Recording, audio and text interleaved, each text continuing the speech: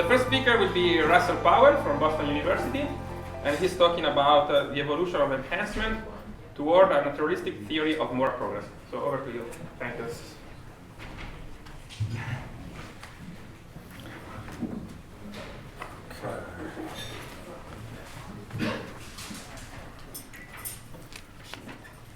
Okay, so acoustics are okay?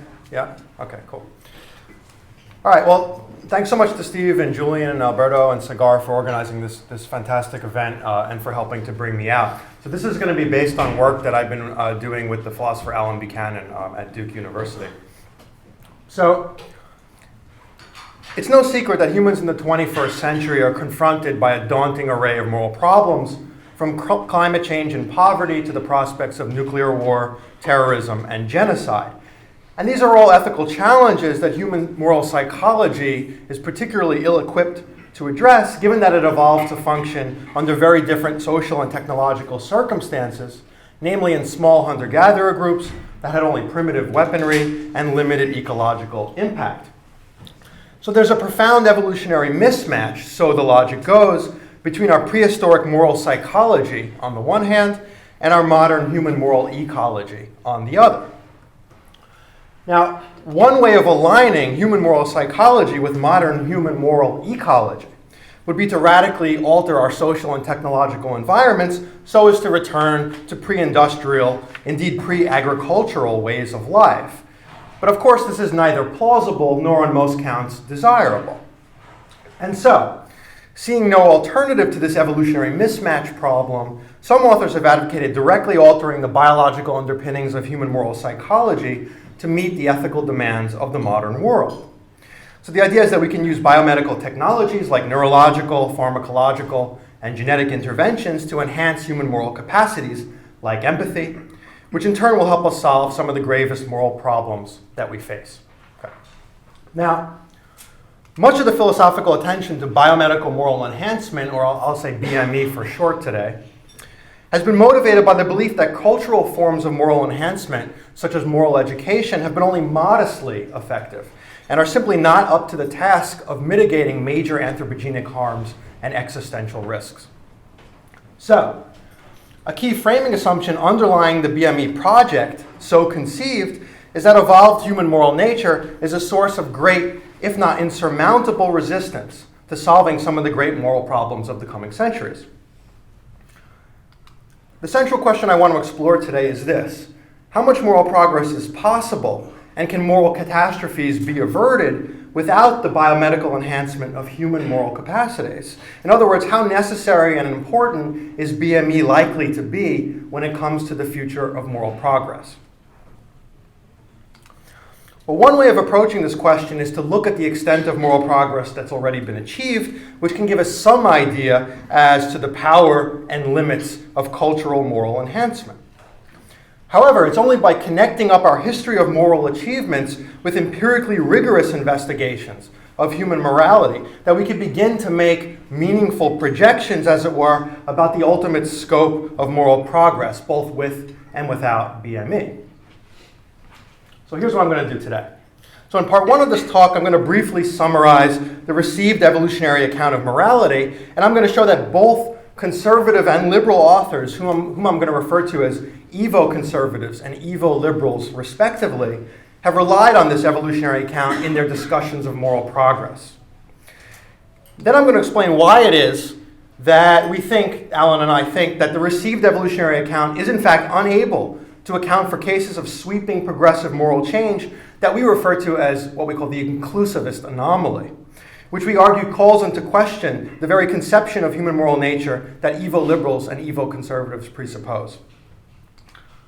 Then I'm going to go on to sketch an alternative evolutionary account of moral psychological development, according to which exclusivist, or a sort of a group-based morality, is the result of what we call an adaptively plastic moral response that's sensitive to cues of out-group threat. And I'm going to explain, of course, what all of this means.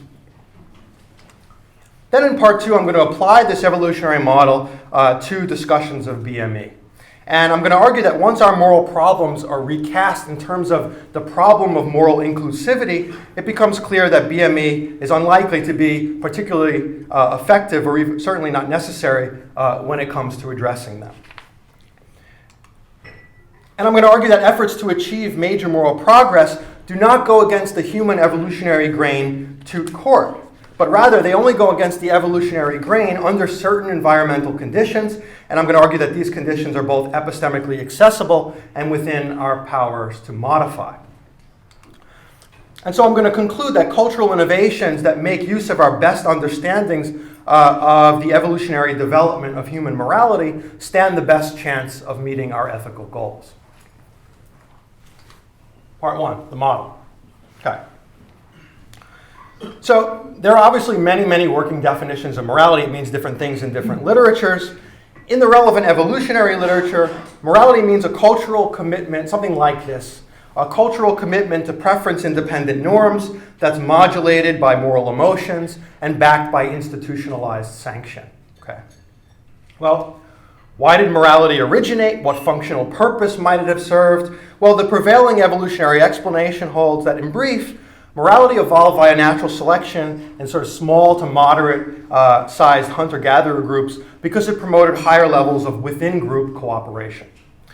And it did this, so the theory goes, by reducing free riding and mitigating selfish tendencies, both internally through individualized moral emotions and externally through egalitarian norms and institutionalized incentives that skewed the payoff matrix toward cooperation.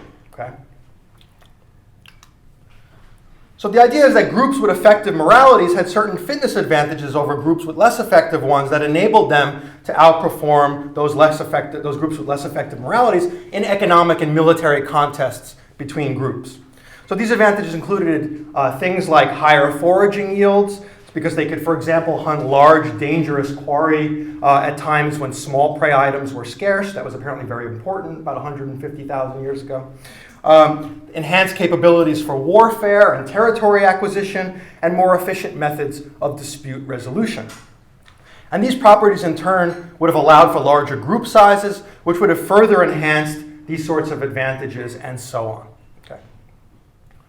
Now, focusing on the pro-social aspects of prehistoric morality can obscure its darker side. So there's a large body of modeling work as well as ethnographic, archaeological, and psychological research that suggests morality evolved in an arena of very intense intergroup conflict in an environment in which outgroups posed significant threats. Okay. And some of these threats arose from competition over scarce, scattered resources. And in fact, very similar explanations have been given for the stark differences we see between chimpanzees and bonobos. Bonobos are sometimes called pygmy chimps.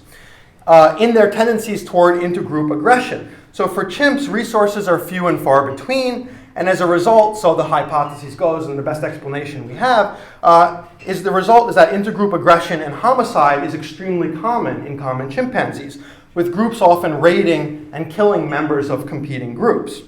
So this is a photo of chimps, a group of male chimps on patrol. If that just kind of looks nice and fuzzy and warm, then you don't really know what chimps are up to, because that's really scary. So if they catch a member of the group, of a neighboring group, they're very likely to tear them apart. And chimps have also been known for so there's this thing called the Rambo effect, right? So if you remember the movie in Sylvester Stallone in the 1980s where, rather than just putting one bullet sort of in an efficient way into the adversary, you sort of pump a whole cartridge. So chimps actually do this sort of thing with other chimps. They go way beyond what the violence requires. They almost seem to enjoy it. And it parallels a lot of what you see in human violence. Okay. Bonobos, in contrast, have very abundant static resources, and as a result, so again, the hypothesis goes, they enjoy very peaceful intergroup relations. So ecologically speaking and behaviorally speaking, the early human case, by most accounts, seems to parallel the common chimpanzee case. Okay. Another threat from early human groups, outgroups, concern the risk of social parasitism. So whereas egalitarian hunter-gatherer groups have very effective moral institutions within the group for preventing free riding, for preventing single individuals from monopolizing all the resources in the group, these kinds of institutions didn't exist at sort of the meta-group level for the vast majority of the history of the human species, making intergroup cooperation extremely hazardous, as it still remains to some extent today. In addition, there was a really serious risk, apparently, of biological parasite transmission between groups which lacked immunity to foreign pathogens. And so all of these ecological conditions in early human evolution would have provided fertile grounds for the evolution of intergroup aggression, antipathy, and distrust. Okay? So a striking feature of the received selectionist explanation is that it implies morality is fundamentally, essentially, an intragroup affair. So for altruism and other pro-social tendencies to have evolved beyond kin, they had to be restricted by natural selection to members of a cooperative group. Okay? And this is because the same ecological conditions that would have made morality adaptive would have imposed a fitness cost on extending moral consideration to outgroups who might otherwise be exploited or eliminated. So just as free riding undermines group performance, so too does extending sort of evolutionarily excessive altruism to competing groups.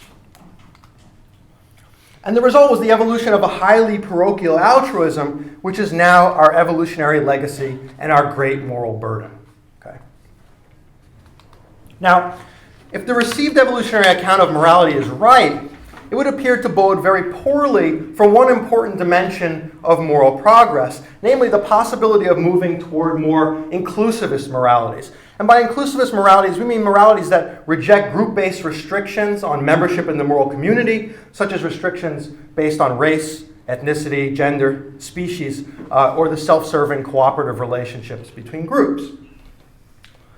So it's not surprising, perhaps, that some scholars, whom we call evo-conservatives, have attempted to draw political philosophical lessons from the received evolutionary view.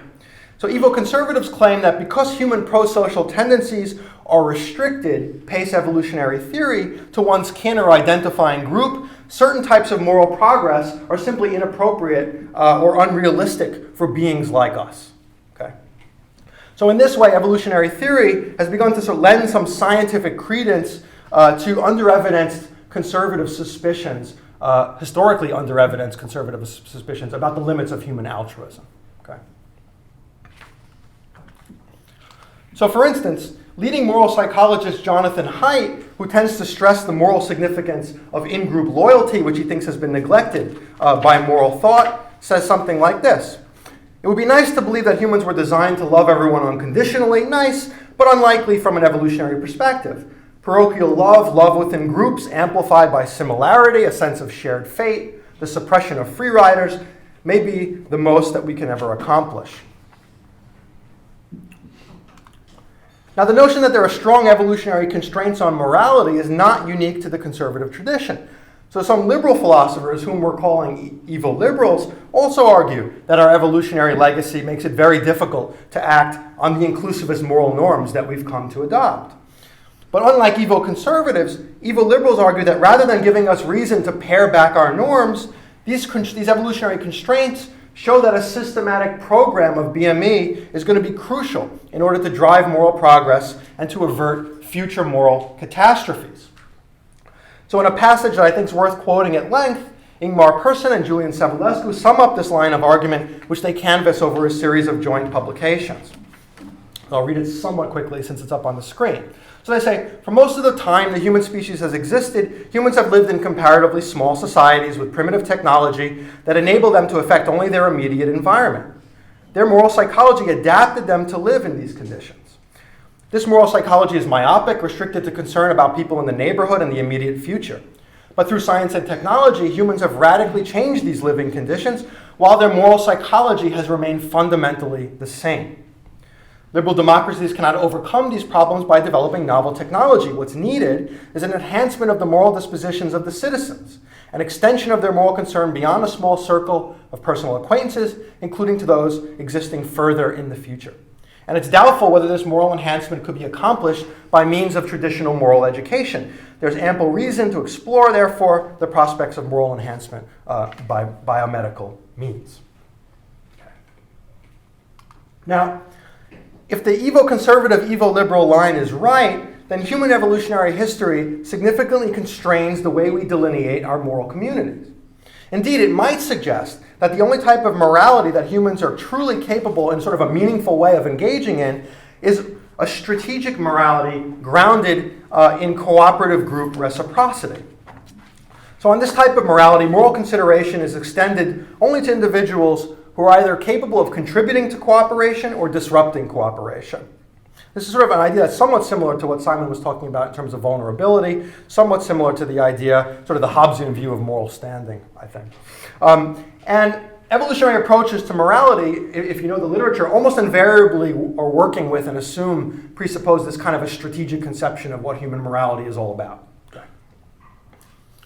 Nevertheless, we think that strategic morality represents an impoverished view of what human morality now encompasses. Indeed, a large swath of contemporary human morality, we argue, is far more inclusive and far more non-strategic than evolutionary theories of morality would predict. So I'm just very briefly going to highlight 3 evolutionary moral anomalies which, taken together, indicate that the strong evolutionary constraints view may be mistaken. And then I'm going to go on to sketch an alternative evolutionary model of moral development that I think can accommodate these anomalies. And then I'm going to bring this model to bear on the expected utility of BME. Okay. So a first feature of contemporary human morality that's anomalous from the strong evolutionary constraints standpoint is that non-human animals are now widely regarded as proper subjects of moral worth, even though they have no strategic capacities and even though they've been readily exploited by human beings in fitness-enhancing ways for thousands of years. So the belief that some animals are part of the moral community is borne out in domestic and international regimes governing animal cruelty, welfare, and experimentation. And of course, it's based on the idea that some animals have morally relevant cognitive capacities. And this belief, I think, is particularly important in relation to non-human animals because it shows that inclusivist morality is not plausibly just a simple readjustment of a groupish morality to accommodate a larger group of subjectively similar cooperators. Okay? So there's no plausible sense, I think, in which, for example, I would consider the eusocial naked mole rat to be part of my psychological in-group. Indeed, we have extremely little subjectively in common. And yet I believe that the eusocial naked mole rat has some interests that give rise to moral protections. Okay? A second feature is that many people now regard basic moral norms as applicable to all people rather than restricted to members of a given race, gender, ethnicity, nationality, or species as might be expected if evolutionary forces impose strong constraints on the delineation of the moral community. And some of these universalizable moral norms fall under what we take to be a third category of evolutionary moral anomaly, namely the culture of human rights. So it's widely held now that all human beings are entitled to be treated in certain ways that respect their basic interests, regardless of which groups they happen to belong to, and regardless of the strategic capacities they possess. Human rights now enjoy robust domestic and international legal support and have been shown to significantly shape the behavior of states through a combination of coercion, persuasion, and acculturation. So what's common to each of these inclusivist shifts is that they're premised on a sort of a subject-centered or a non-strategic conception of basic moral standing. That is, they accord moral standing to individuals even when they can be exploited and when they do not, and even when they don't contribute to any cooperative goods. Okay. So we argue in detail elsewhere that none of these inclusivist trends can be explained as adaptations or as meaningful byproducts of adaptations, either to ancestral environments or to more recent environments. I can't make that case here, but we make it elsewhere, and I'm happy to discuss it. But this basically suggests to us that the evolved constraints on moral inclusivity are far weaker than evo-liberals and evo-conservatives presuppose. Well, then what then might account for these inclusivist shifts? Well, one explanation is that inclusivist moral progress can be attributed to the responsiveness of human moral thought and behavior to reasons. This is Peter Singer's view and some of his collaborators. Others have highlighted our capacity for self-scrutiny or our ability to recognize and resolve sort of inconsistencies in our moral behaviors and moral norms. We think that rationality is an important part of any explanation of inclusivist moral progress, and we make that case elsewhere. But we also agree with evo-liberals that reason alone is not a sufficient platform from which to address the major moral challenges that we face. And the reason for this is that because explanations of moral inclusivity that are appealing solely to reason we think are crucially incomplete explanations. Humans have possessed rationality for hundreds of thousands of years, and yet this inclusivist shift has only taken place very recently in human history. Furthermore, reason often acts in ad hoc ways to justify moral exclusions. I could talk more a little bit about that in a little bit. So if reason does play a role in inclusivist moral progress, it does so only under certain conditions. And what I'm going to do now is try to spell out some of these conditions by sketching a different evolutionary model of moral development. Okay. Ladies and gentlemen, I present to you the water flea. So water fleas have a really interesting property. They develop elaborate armor, including defensive spines and helmets, but only if they detect the chemical correlates of a predator in the water in which they're developing at early stages. So these are actually two clones of the exact same genetic flea, but the one on the left develops a spiny helmet because it detected chemical correlates of a predator. Now this might not seem very much to people. This one has a spike and this one has a longer tail. So what? But biologically, these are tremendous morphological differences. These are like species level differences. Okay. Now, the development of armor comes at a cost. It has added energy requirements. It affects locomotion. So water fleas evolved this beautiful mechanism of conditional expression, which enables them to develop armor only when they detect cues of a predator-rich environment. Okay? In biology, this is known as an adaptively plastic trait. Well, we think that exclusivist moral psychology, groupish moral psychology, is an adaptively plastic trait like flea armor where the relevant threat concerns outgroup predation and competition. We make this case more fully elsewhere, so for reasons of time, I'm going to just summarize it here. So basically, our core contention is that exclusivist moral response is a conditionally expressed trait that develops only when cues that were in the past reliably correlated with outgroup threat are detected. As with flea armor, exclusivist morality has costs. In particular, it reduces the chances of mutually beneficial interactions with neighboring groups, like trade and alliances. And because of this evolutionary trade-off, exclusivist tendencies will tend to be tempered in environments in which signs of outgroup threat are absent. Okay? Such cues include signs of infectious disease, competition for scarce resources, the experiences that individuals have with outgroups, whether they're threatening or not, and especially socially constructed beliefs about outgroups, about what they're like, about what properties they have. So in light of this model, we put forward two hypotheses. So the first is that inclusivist morality is a luxury good. And by this we mean that developmental environments that are favorable to the development of inclusivist morality are rare. They only emerged very recently in human history, and they remain largely confined to well-resourced populations with advanced medical, economic, social, and legal infrastructures. Now, if our model is right, then inclusivist morality and these socio-political developments don't merely have a common cause. They're reciprocal causes of one another. So harsh social conditions lead to the development of exclusivist moralities, which in turn exacerbate these harsh conditions a number of ways, but for example by increasing intergroup conflict. And because exclusivist tendencies are associated with certain psychological orientations known as closed-mindedness and dogmatism, subjecting moral norms to rational scrutiny under these kinds of conditions is extraordinarily difficult. On the other hand, cultural innovations that alleviate these trigger conditions act to break this vicious spiral, creating an environment in which reasoning about moral norms can flourish. And once you get these inclusivist-friendly conditions up and running, the introduction of new moral norms can then begin to shift the moral psychology of human populations in more inclusivist directions.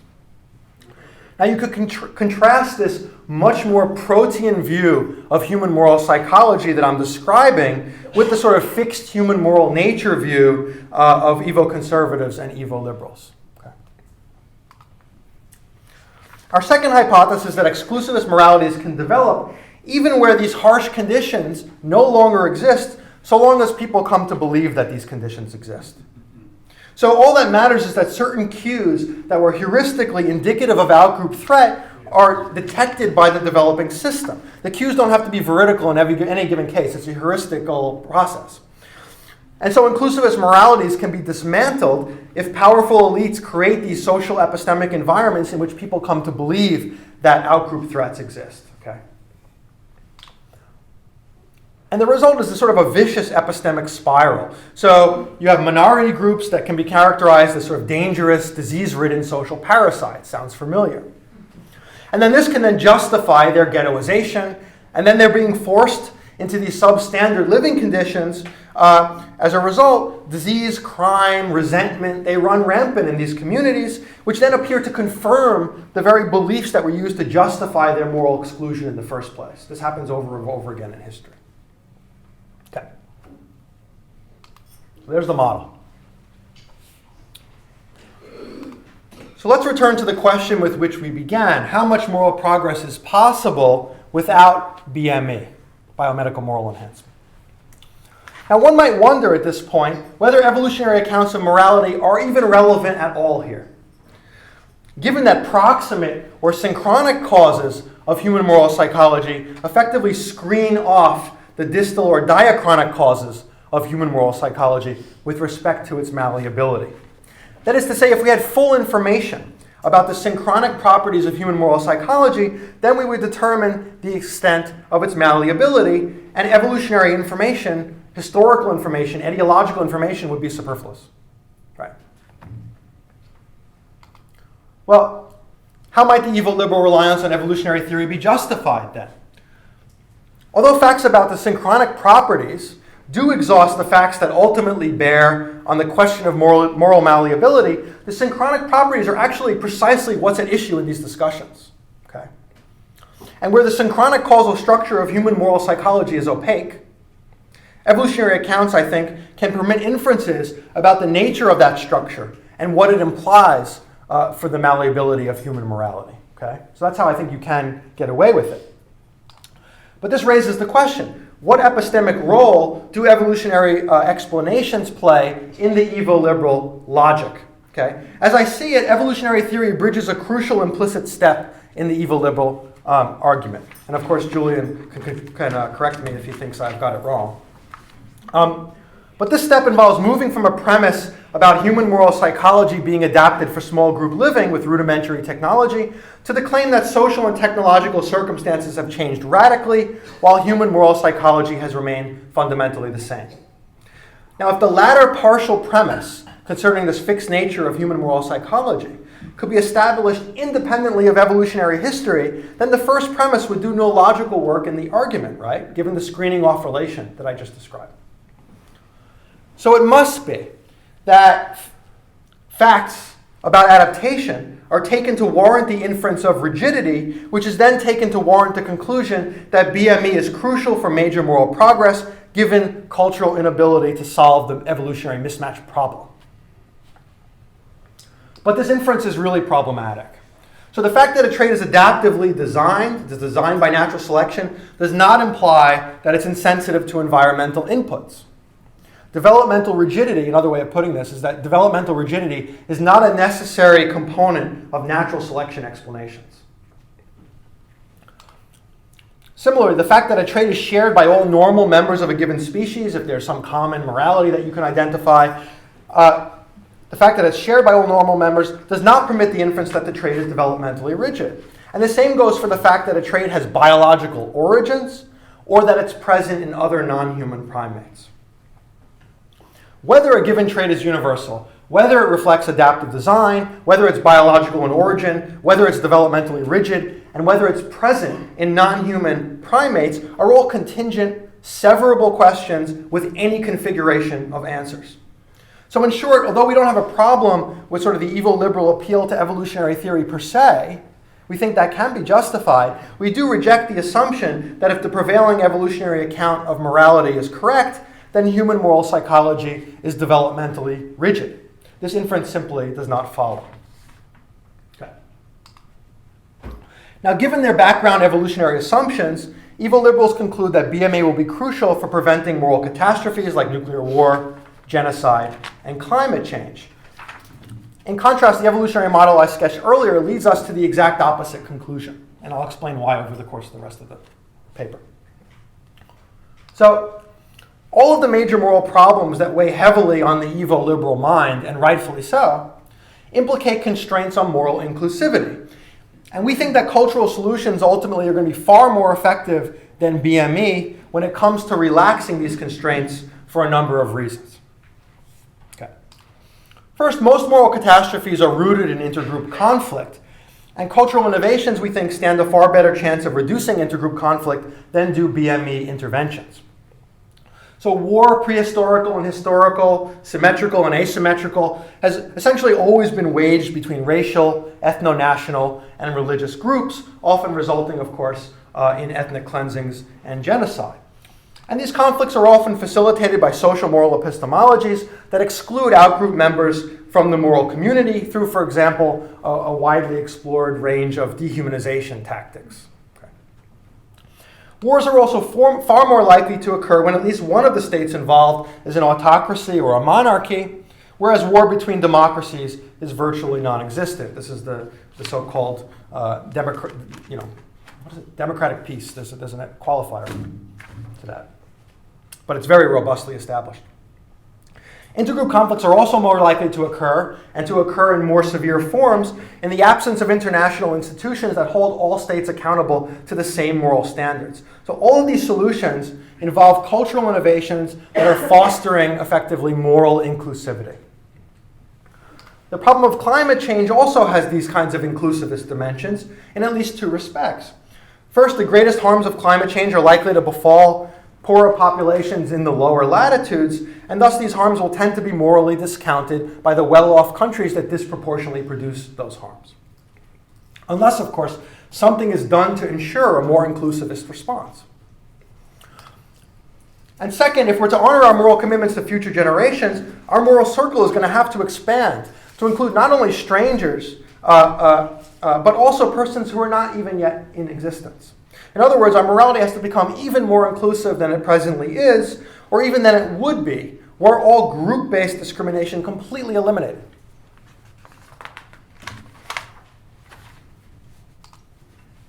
And these inclusivist dimensions lead evo-liberals to advocate BME as a solution to climate change. In contrast, they lead us to think that institutional solutions will prevail while BME interventions will fall short, and I'll explain why. So first, the growing recognition that we have moral obligations to future persons is actually a really great illustration of our commitment to non-strategic conceptions of morality. Thanks to the arrow of time, future generations can neither benefit us nor bite us back. And yet the notion that we have obligations to future generations has spread quite rapidly over the last decade, culminating in the very recent call of the Pope to action on climate change. So we don't think it's much of a stretch to think that our moral circle could expand yet further to include anonymous individuals who will come to exist long after all existing people are gone. And second, difficulties in responding effectively to climate change stem not only from problems of self-interest and the limits of human moral inclusivity, but also from faulty social moral epistemic practices. So much of the political opposition to action on climate change in the United States, for example, stems not from a failure of other regard, but from false empirical beliefs, namely the beliefs that the evidence for anthropogenic climate change is non-existent, or it's ambiguous, or that it amounts to liberal propaganda. And this moral epistemic deficit stems in part from an inability to identify the right sorts of experts, and in part from a sort of a web of belief that views scientific communities as a threat to in-group identity. In addition, climate change, of course, as is well known, poses collective action problems at the international level that only multilateral agreements and institutions can solve in a timely fashion. So we think it's simply not credible to think that any genetic or pharmacological intervention could solve these kinds of collective action problems or transform these patterns of epistemic deference. Okay? In fact, so far as we can tell, BME offers no promising way of moderating these kind of in-group, out-group psychological dynamics that engender most major moral catastrophes that I've talked about. In fact, potential BMEs, like increases in hormones, like oxytocin, or other modulators of empathy, have actually been shown to exacerbate in-group, out-group effects. And because empathy is tightly bound to partiality, it can actually lead to really poor moral decision-making, such as unjustly favoring individuals who we happen to contingently empathize with over other individuals who contingently we don't. Or it can lead to favoring the lives of concrete individuals that get our empathy going over statistical lives, for example. Thus, enhancing the biological underpinnings of prosociality can make things worse when group identity, locality, and concreteness are at stake, the very features of moral decision-making that evo-liberals propose BME as an antidote to in the first place. So in short, the great moral problems we face stem not from a dearth of empathy per se, but rather from the fact that the adequate stores of existing empathy are easily manipulated and misdirected in the service of intergroup conflict and local spheres of concern. The key problem is not the lack of other regard, but parochiality. And enhancing empathy does not, so far as we know, solve this parochiality problem. It can actually make it worse. And there may actually be really good evolutionary reasons for this that are rooted in the exact account that I just gave you. If parochialism was a necessary condition for the evolution of altruism, which is the dominant evolutionary account says, that's the dominant view in the evolutionary literature of morality, then we might expect altruism and parochialism to be mediated by common proximate causes in development. And indeed, this is precisely what we see. Empathy accentuates exclusivist moral response. So enhancing the biological basis of altruism may thus amount to sharpening both sides of a double-edged sword. Okay. So let me take stock. So the driving idea behind the evo-liberal argument is that, one, we're likely to discover BMEs that strengthen prosocial attitudes towards strangers and outgroups. Two, that these interventions could be carried out without self-defeating costs, despite the apparent developmental interconnectedness of altruism and parochialism. Three, that these interventions could be implemented on a sufficiently massive scale with entire nations of all stripes, monarchies, autocracies, democracies, and subversive terrorist organizations included, somehow incentivized, despite, by the way, their exclusivist moralities, to ingest oxytocin pills or to subject their embryos to genetic selection. And four, that these interventions could be implemented with sufficient rapidity to address the imminent catastrophic threats that we face. So each of these points seems fairly dubious to us.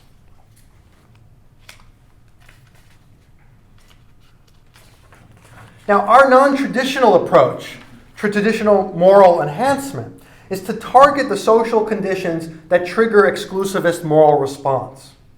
And practically, this involves several cultural innovations, none of which require intervening, importantly, at the level of individual moral capacities.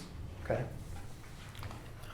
So the first task is to create an environment of physical and economic security, both internationally and in micro-environments within otherwise secure nations. And this involves fostering economic productivity and social surpluses by instituting things like markets, property rights, the rule of law, and so on, as well as encouraging genuine democratization and creating institutions at both the state and international level that allow for the peaceful resolution of intergroup conflicts. And second, by reducing the incidence of infectious disease and perhaps other diseases and disabilities. We don't know exactly what triggers the outgroup threat Q. By reducing the incidence of infectious disease or other diseases through things like sanitation, vaccination, broader public and private healthcare initiatives, we can mitigate another major outgroup threat Q, namely signs of parasite stress. And such biomedical interventions, insofar as they target moral development, you might think of them as sort of indirect BMEs or indirect biomedical moral enhancements. Third, we have to ensure that inclusivist cultural innovations are not dismantled by social epistemic practices that engender perceptions of outgroup threat, like propaganda designed to evoke racial or ethno-national violence.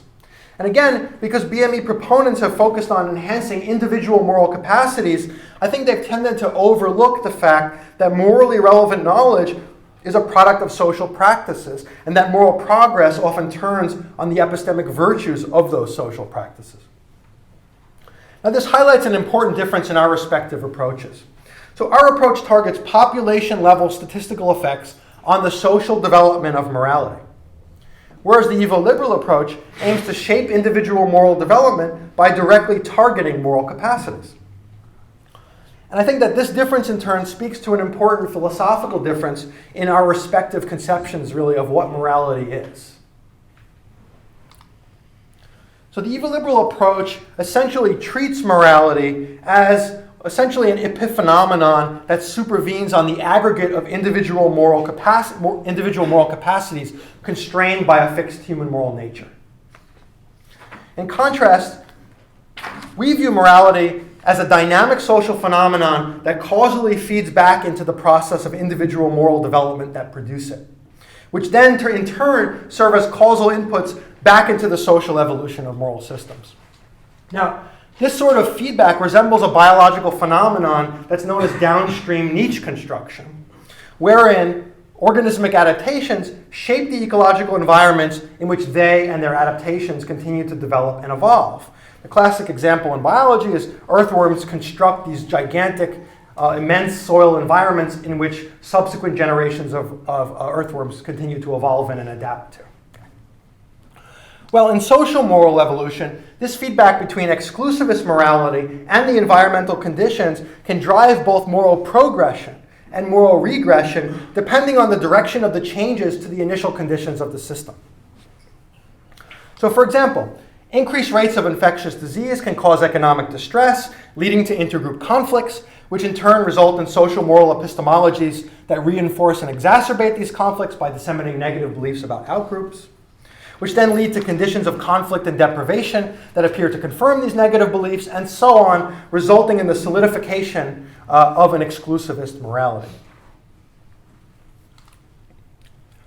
So in short, we think that BME proponents have tended to underestimate the pivotal role of environmental conditions, and in particular of institutions, in driving moral progress and moral regression. And this raises an important ambiguity, we think, in the term moral enhancement and how it relates to moral progress.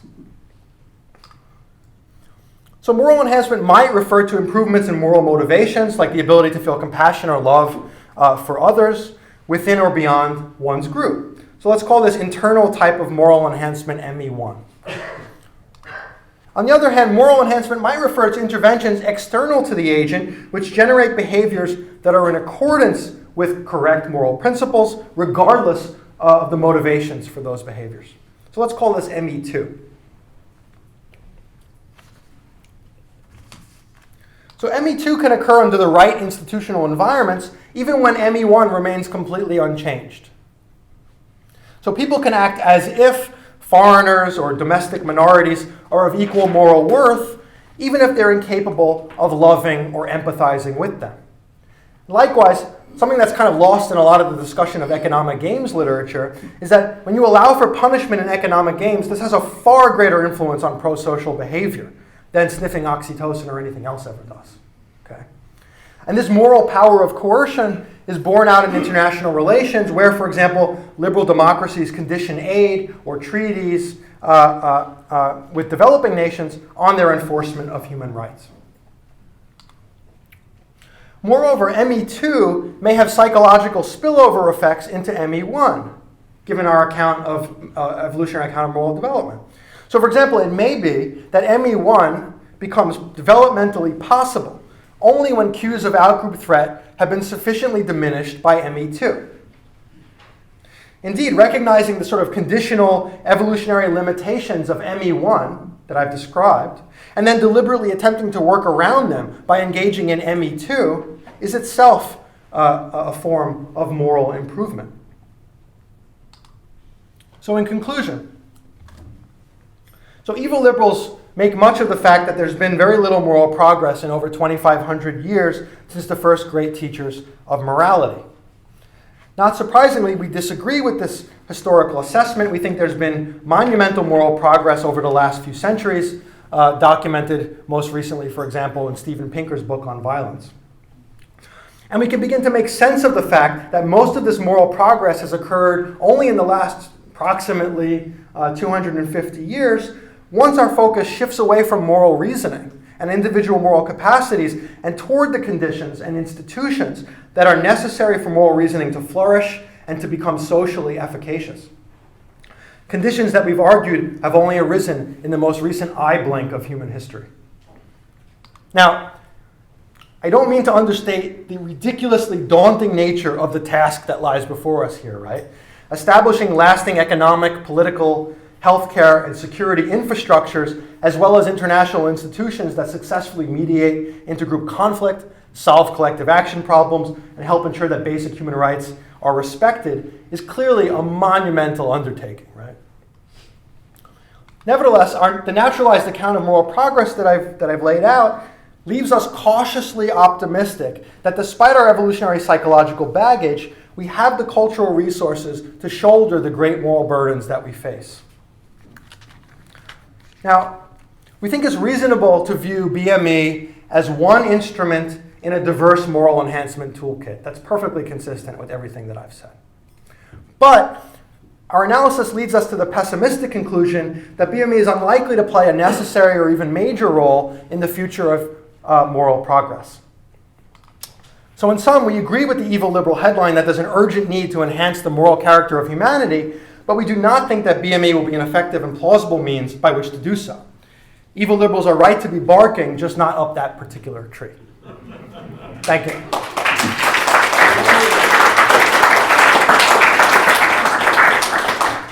Okay, thank you very much. Time for questions.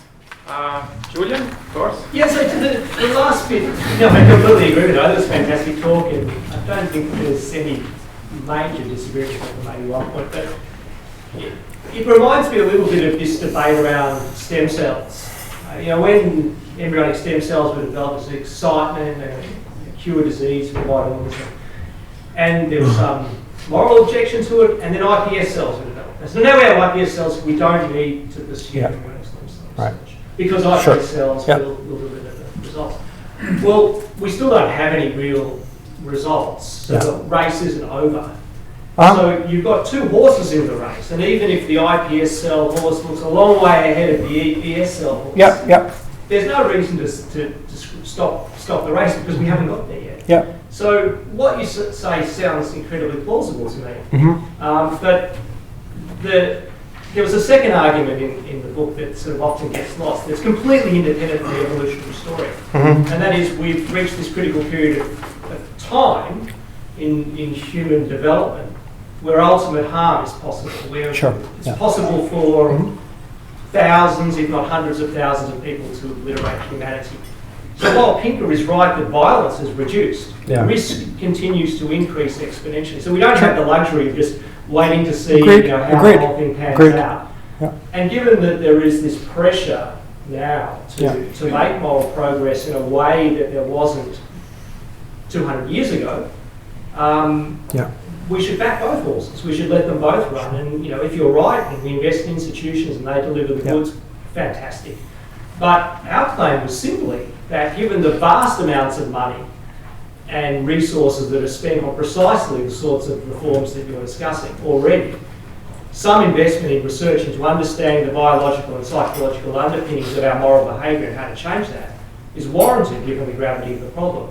So I don't see, what you said at the end seems completely consistent with that. I don't know, I may be slightly more optimistic than you, but we basically have no idea what is going to deliver what we need, and in that case we should back all horses.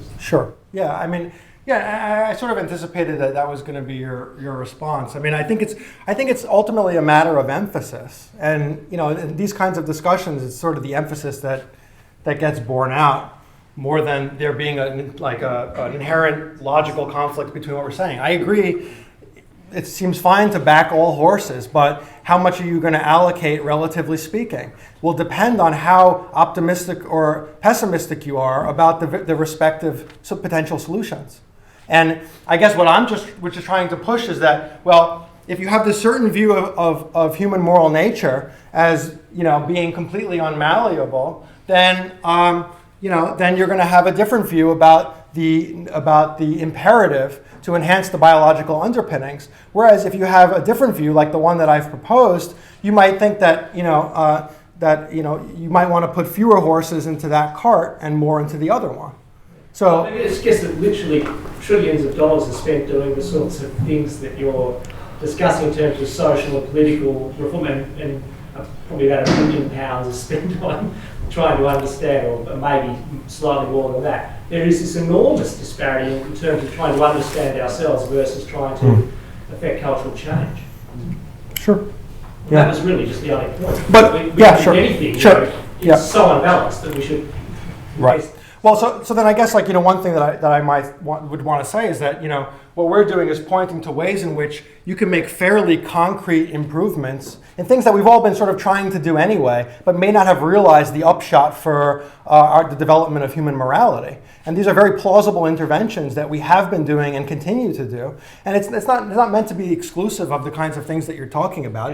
Just one, then I'll leave. Okay. But just one thing I did disagree with, this sort of rosy story about, we care about animals. The vast majority of farmed animals lived still in terrible factory farms. Yeah, agreed. So, agreed. All the things that you started off with a lot of optimism, and I can give a pessimistic story. And the one bit where you said, oh look, oxytocin will increase, outgroup, aggression, and it's clear we're going to have it. That's not a moral enhancer then. We haven't suggested that oxytocin is a moral enhancer. We really, if we've got too much empathy, we should reduce it. The point is that we need to understand, we need to fix on a moral outcome, understand the biological and psychological underpinnings of that. So I think the cases that you gave of the negative aspects of purported moral enhancers is not really a case against the program. The program is really to understand what would promote genuine. But keep in mind that the account that I'm giving is not a cultural account versus the account you're giving, which is some kind of a biological. Our account is fully biological. It's just an interactive account between culture and biology. And if that account tends to be right, then focusing certain kinds of investments and thinking about moral enhancements in a slightly different way could be fruitful. Again, it's not meant to be exclusive of the things you're pushing. I think we're friends. Yeah, I think we're move on. So we have Karim and then Ron. Okay, just for sure. Great talk. We can talk more later. But just a comment, just to point out the daunting task that you're describing. That Schelling described how even very, very minor preferences for in-group, people from your in-group, can lead to vast segregation, for example. So we're not only talking about making people, like non-in-group members a little more. You really need to eliminate all anti-out-group bias to remove these cases of segregation and so on. Okay, I mean, I think that seems consistent with everything that we've been saying. Yeah, so I'm sympathetic to the general conclusions of the paper, but here are two sort of remarks which I hope are in the spirit of constructive criticism. One, I mean, it's worth observing that the notion of an in-group and out-group, particularly today, are moralised notions. I mean, whatever their evolutionary history, who you count as being a member of your in-group and your out-group nowadays is an entirely already the product of. Yep. I mean, I'm suspicious that doesn't go right through the account of evolutionary history, such that getting kin selection within the groups that Sure. I mean, well, so the evolutionary account is, so I think you're right to point out that, I mean, if we're already able to expand our in-group to a nation, that's so far beyond what our evolutionary history was that why not think we could expand it to everyone, people in the future, whatever. And that's a perfectly legitimate point, and Alan and I make that point in another paper.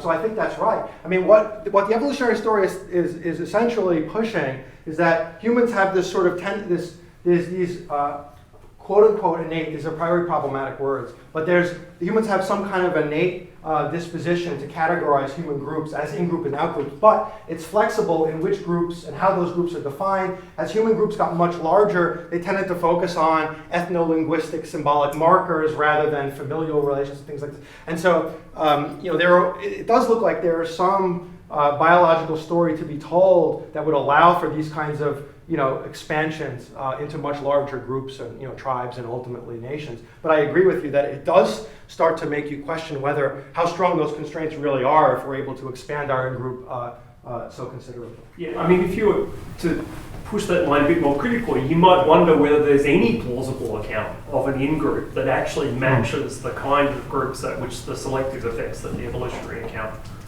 relies upon are plausible. Anyway, let's put that aside. I mean, the other thing that's kind of strange here is how little role politics and economics plays in this debate. Now, you know, admirably, you actually pointed out it's global moral enhancement by biomedical means within the time available to us to halt climate change is just impossible. Politically ludicrous, yeah. Furthermore, we can see from the history of human behaviour, take agents with very different motivations, put them into particular economic contexts, and they'll all behave the same. As you say, it's the frameworks of rewards and punishments that seem to do a lot of driving moral behaviour. Yeah. But given the role of the political and the economic, that it's capitalism that's destroying the planet, and there there's an argument to be had about whether there are other alternative systems are doing much better. But it's not the case that hunter-gatherer bands are destroying the planet. It's the impact of the human species on the global environment is not a product of their individual moral psychology. It's a product of their social and political arrangements. But I guess it's why not say it up front? But this is I think the point that Julian makes in his book and his papers is that you're right. But the problem is there's still a problem of other regard for other sentient beings, other persons, etc., that is preventing meaningful action on many of these things. But not at the level of individual moral psychology, at the matter of social and political arrangements. That's the conclusion of your talk as well. But the line of argument to get there could be much shorter. Yeah. Could be so we can look at the history of the world. We get very different behaviour out of societies, not depending on their individual moral psychology, but depending upon their social and political arrangements. So whatever the limits of individual moral psychology are, they're compatible with organising society in ways that give you very different aggregate level behaviours. Sure. So all this stuff and there are people who have been actually pushed. I don't want to keep going on. But there have been people who have pushed this line that if after the agricultural revolution, human groups got large enough to differentiate into these hierarchical populations, and the hunter-gatherer egalitarian norms no longer functioned effectively. And then I think these are all legitimate points. Okay, thank you. I think we have to stop here. Thank you very much.